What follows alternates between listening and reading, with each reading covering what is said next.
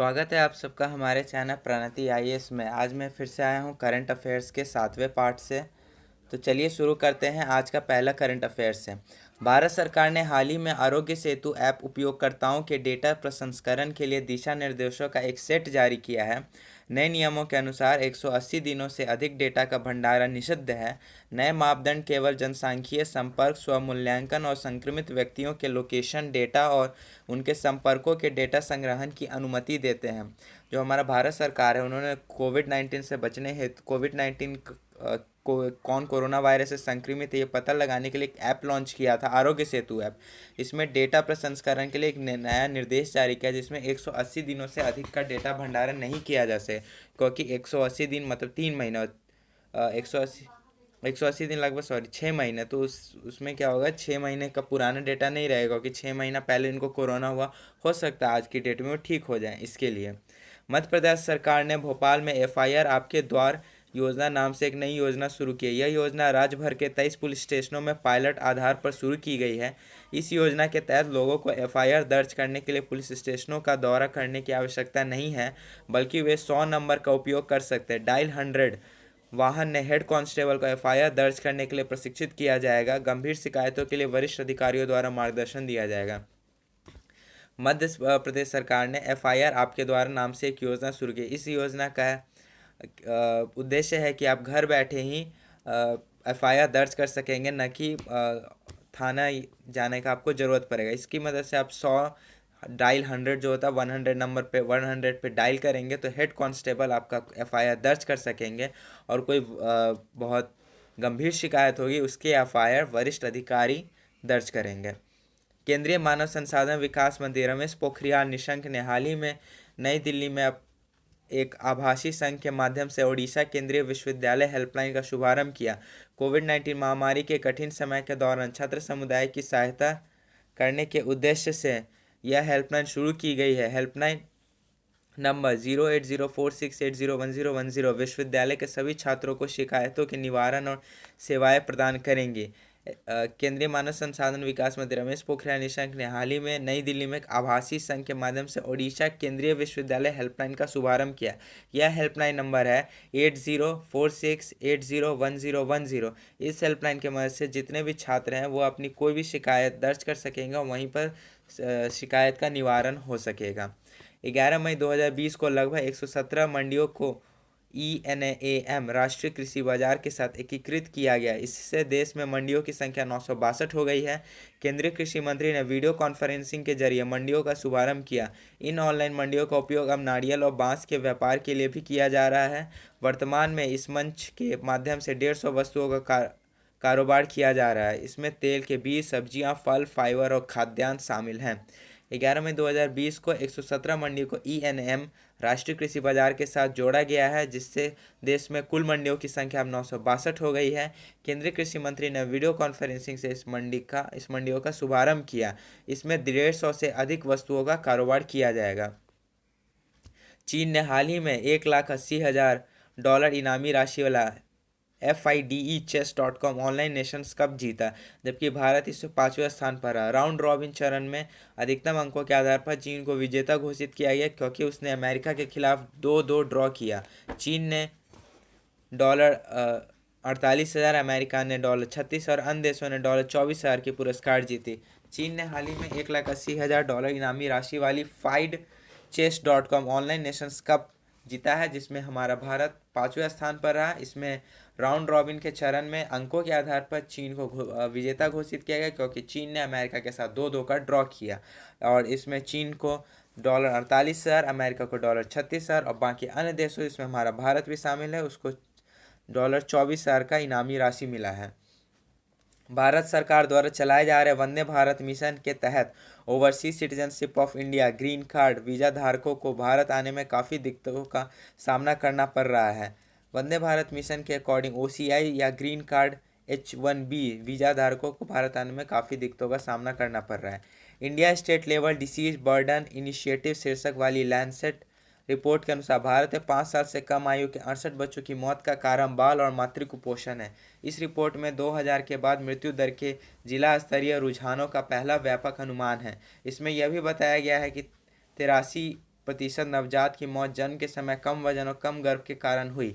हालांकि देश भर में बाल मृत्यु दर में 2000 से 2017 तक सुधार हुआ है, लेकिन विभिन्न जिलों के बीच असमानताएं बढ़ी हैं। Indian state level disease burden initiative शीर्षक वाली लैंसेट रिपोर्ट के अनुसार भारत में 5 साल से कम आयु के 68% बच्चों की मौत का कारण बाल और मातृ कुपोषण है। इस रिपोर्ट में बताया गया है कि 83% नवजात की मौत जन्म के समय कम वजन और कम गर्भ के कारण हो जाती है। हालांकि 2000 से 2017 के बीच मृत्यु दर सुधार हुआ है, लेकिन फिर भी आज भी यह दर काफ़ी ज़्यादा है।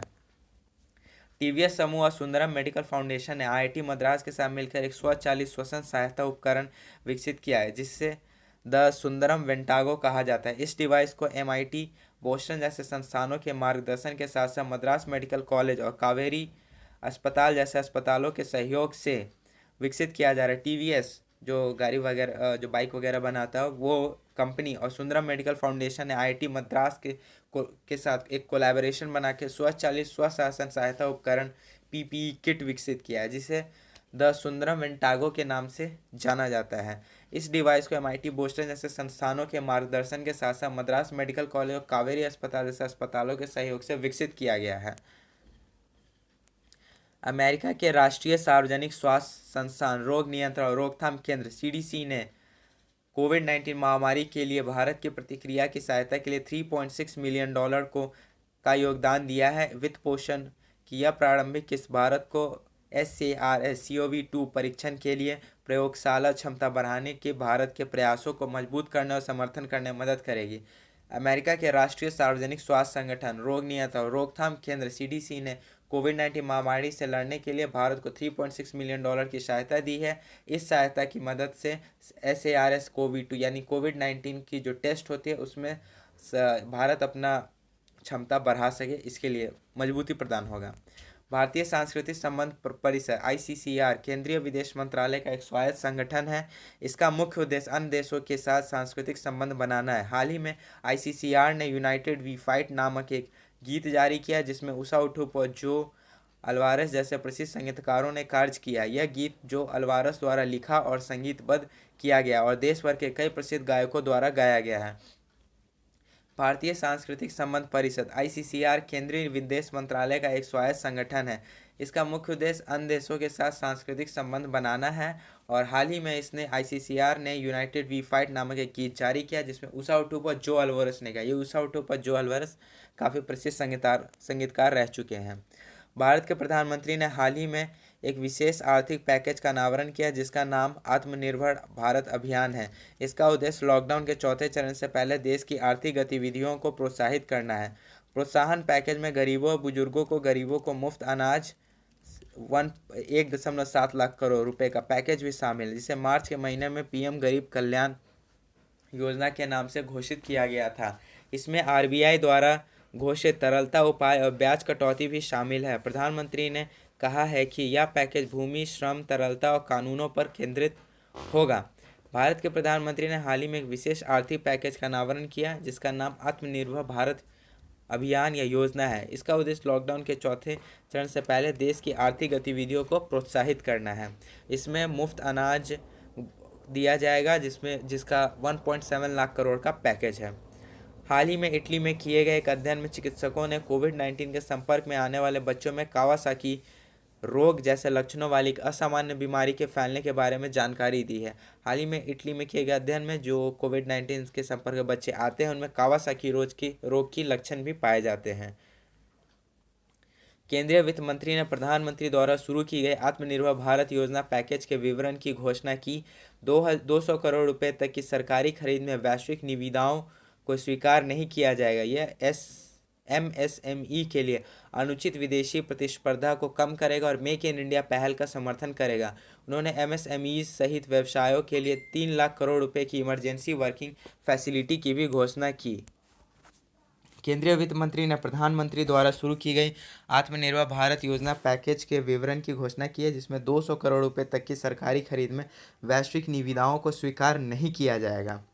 केंद्रीय मंत्री ने डिस्कॉम कंपनियों के लिए 90,000 करोड़ रुपए की एकमुश्त राशि की घोषणा की है। इसका उपयोग केंद्रीय सार्वजनिक क्षेत्र की बिजली उत्पादन कंपनियों, ट्रांसमिशन कंपनियों, स्वतंत्र बिजली उत्पादकों और नवीकरणीय ऊर्जा का भुगतान करने के लिए किया जाएगा। राज्य सरकारों द्वारा निधि के लिए गारंटी प्रदान करने की योजना की उम्मीद है। केंद्रीय मंत्री ने डिस्कॉम कंपनी को 90,000 करोड़ रुपए की एकमुश्त राशि देने की घोषणा की है। केंद्रीय वित्त मंत्री निर्मला सीतारमण ने हाल ही में गैर व्यक्तियों द्वारा ब्याज, लाभांश, किराए के भुगतान और अन्य भुगतान सहित कुछ भुगतानों के लिए टीडीएस और टीसीएस दरों को कम करके 50,000 करोड़ रुपए की तरलता का प्रस्ताव किया है। निवासियों को किए गए गैर वेतनभोगी भुगतानों के लिए स्रोत पर कर कटौती की दरें और प्राप्तियों के लिए स्रोत पर कर संग्रह की दरों में 25% की कमी जाएगी। दरों में यह कमी 14/5/2020 से 31/3/2021 तक प्रभावी होगी। केंद्रीय वित्त मंत्री निर्मला सीतारमण ने हाल ही में गैर व्यक्तियों द्वारा ब्याज, लाभांश, किराए के भुगतान, अन्य भुगतान सहित कुछ भुगतानों के लिए टीडीएस और टीसीएस दरों को कम करके 50,000 करोड़ रुपए की तरलता का प्रस्ताव किया है और यह कटौती 14/5/2020 से 31/3/2021 तक प्रभावी रहेगा। 13 मई 2020 को वर्ल्ड इकोनॉमिक फोरम ने ग्लोबल एनर्जी ट्रांजिशन इंडेक्स जारी किया। भारत ने ऊर्जा सुरक्षा, विकास और पर्यावरणीय स्थिरता जैसे प्रमुख मापदंडों में सुधार करते हुए 74वां स्थान हासिल किया। वर्ल्ड इकोनॉमिक फोरम ने अपनी report WEF fostering effective energy transition 2020 report में GET इंडेक्स के आधार पर 115 देशों को स्थान दिया है। इस सूचकांक को देशों की ऊर्जा प्रणालियों के मौजूदा प्रदर्शन, पर्यावरणीय स्थिरता, ऊर्जा सुरक्षा और टिकाऊ, सुरक्षित, सस्ती और समावेशी ऊर्जा प्रणालियों में परिवर्तन के लिए तत्परता जैसे संकेतकों के आधार पर तैयार किया गया है। 13 मई 2020 को वर्ल्ड इकोनॉमिक फोरम ने ग्लोबल एनर्जी ट्रांजिशन इंडेक्स जारी किया, जिसमें भारत को 74वां स्थान हासिल हुआ है। शंघाई सहयोग संगठन के विदेश मंत्रियों का वीडियो सम्मेलन हाल ही में कोरोना वायरस महामारी की पृष्ठभूमि में आयोजित किया गया। भारतीय विदेश मंत्री एस जयशंकर ने भारत का प्रतिनिधित्व किया। SCO के 8 सदस्य देश हैं, जिनमें भारत, ताजिकिस्तान, किर्गिस्तान, चीन, पाकिस्तान, रूस, ताजिकिस्तान, उज्बेकिस्तान शामिल है। SCO शिखर सम्मेलन जुलाई 2020 में रूसी शहर सेंट पीटर्सबर्ग में आयोजित किया जाएगा। शंघाई सहयोग संगठन के विदेश मंत्रियों का वीडियो सम्मेलन हाल ही में कोरोना वायरस महामारी की पृष्ठभूमि में आयोजित किया गया है। इस भारतीय विदेश मंत्री एस जयशंकर ने भारत का प्रतिनिधित्व किया। इसमें 8 सदस्य हैं, जो है भारत, ताजिकिस्तान, किर्गिस्तान, चीन, पाकिस्तान, रूस, ताजिकिस्तान और उज्बेकिस्तान। हाल ही में पाकिस्तान तथा चीन सरकार द्वारा डाइमर भाषा बांध, जिसका बड़ा हिस्सा गिलगित बाल्टिस्तान में स्थित है, के प्रोजेक्ट पर हस्ताक्षर किया गया है। तो आज का करंट अफेयर्स यहीं ख़त्म होता है। मैं फिर से आऊँगा करंट अफेयर्स के 8वें भाग के साथ। तब तक आप लोगों से अनुरोध है, जितना भी ब्लू लेटर में हाईलाइटेड वर्ड है उस पर फोकस करेंगे तो आपको करंट अफेयर्स माइंड में रहने में सुविधा मिलेगी। और हमारे चैनल को ज़रूर से ज़रूर लाइक, शेयर एंड सब्सक्राइब करें। तब तक के लिए धन्यवाद।